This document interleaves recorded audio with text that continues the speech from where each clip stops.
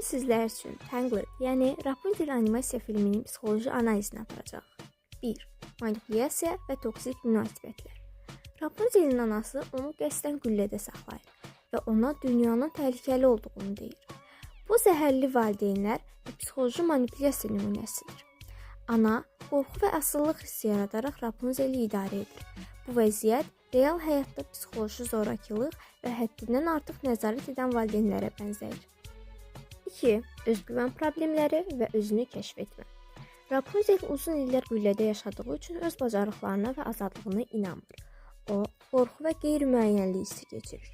Lakin səyahətə çıxdıqca şəxsiyyətini kəşf edir və güclənir. Bu, özünü tanıma və fərdi inkişaf prosesini əks etdirir. 3. Stockholm sindromu. Rapunzel onu illərlə əsir saxlayan anasına sevgi və minnətdarlıq hiss edir.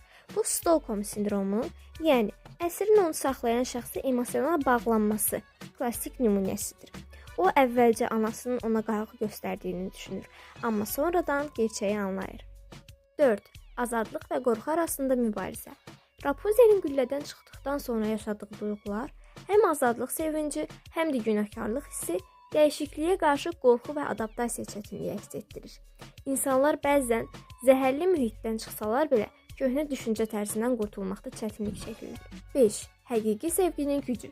Flynn Rider ilə olan münasibəti gerçək sevginin inkişafa necə kömək etdiyini göstərir.